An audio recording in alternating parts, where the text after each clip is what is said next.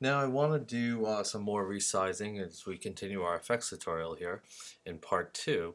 I'm going to go to Image, and I'm going to go to Resize, and I'm going to drag it on top of this last clip here. And it's on top of the last clip. And notice nothing is really going on. I drag that effect on there, but I can't really see anything. But I need to, in order to see some, every time I put an effect on, I can make some adjustments to that effect. You can do this for all effects. I'm just doing it to resize. I need to go into effect mode right here in between my source and record. When I click that, depending on your effect, you're going to get some options where you can make some changes. So notice I can scaling, and I can trim out, or I can stretch out, excuse me, how large I want it on the screen. Position. I can move it where I want it to go. And I also have crop, where I can delete the top and bottom. So say that's too much on the top. I want less of that wall up on the top. So I cropped out the top of it a little bit. And now when I'm in here, notice I can actually move it now. And if I stretch it out by the corner, that black is going to go away. Now I can only do this because I'm in Resize. I'm able to make these adjustments. And there it is, a little bit tighter of a shot. All doing that because I went to effect mode and I put resize. If I didn't put that resize on, those adjustments that I just made, I would not have been able to do. Another thing that we went over in class in Avid Media Composer obviously is with speed. We'll do that with the second one here. So right now we're going to, we're going to click the fast menu here on the timeline. So let's hit my hamburger, and I'll stop it. Oh, iTunes came up. Don't mind iTunes. And I'll move that here. There's my hamburger. And then we also, once we have the dialog box on, I want to click the motion effect button, which is right over here. So I'll select that. And then when that appears, you want to press the button that says promote here up on the top when the motion effect editor comes up. And it does. After that, I want to select the speed graph, which is right here. The speed graph is I call the man that is running. And then I want to raise the level up or down if you want to make the clip faster or slower.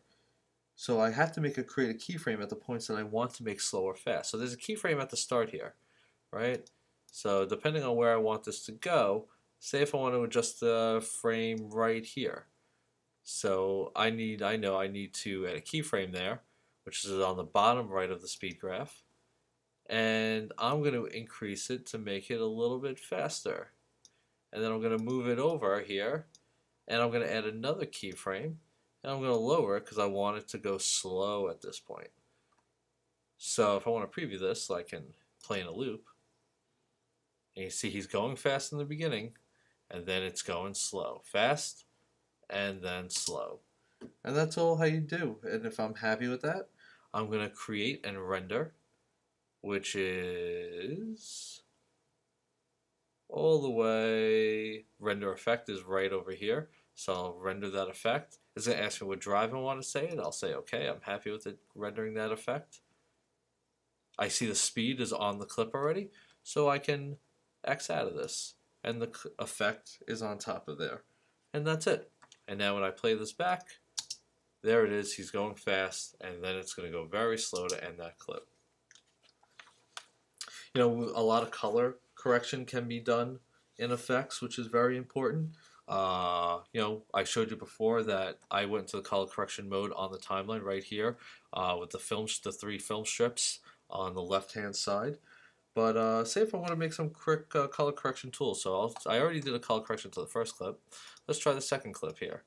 Let me go into image. I'm in effect right here, and I'm in image, and then I'm going to go into color correction, color effect, excuse me. I'm going to drag that onto this clip.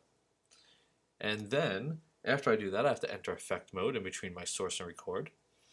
And let's make some adjustments here. I want to give this old photograph sepia tone look. So I need to look for the saturation on here. And the saturation I want to set to 0. And which it is. It's already at 0, so I'm in a good spot right there. I want to look for the gamma next. The gamma is the next part right there. And I see it right there. And I want to move that up to 40. Let's make that a little bit brighter. There we go. Got it to 40. And the red parameter, if we scroll down a little bit, I want to set that to 120.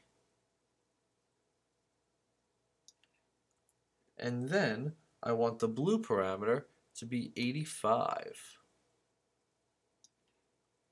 And right there, look how that brightened it up. It kind of gave that old, that's the vibe. It doesn't look great with this footage, but it did give it that old photograph from like the age. It gave it that sepia tone look to it. Let's go to the last clip. And let's do the same thing. Let's add that color effect to this clip. Now let's go into effect mode in between my source and record. And now for this one, I want the saturation to be 0, which I believe that it is. It is. Then I want the gamma to go to 30 this time. Not as high, right? Then I want the B point above in the luma range to be 42. Then I want the green, which I see all the way right here in the color green, to go pretty high. I want it to go to 150. And then I want the red and blue to be 75. And the blue to 75. And basically, we gave it some night vision look. Now the clip is very colored because it's outside during the day. It would look better during the evening hours, but we gave it that little night vision style to the clips. And that's some fun stuff that you can do with effects in Avid Media Composer.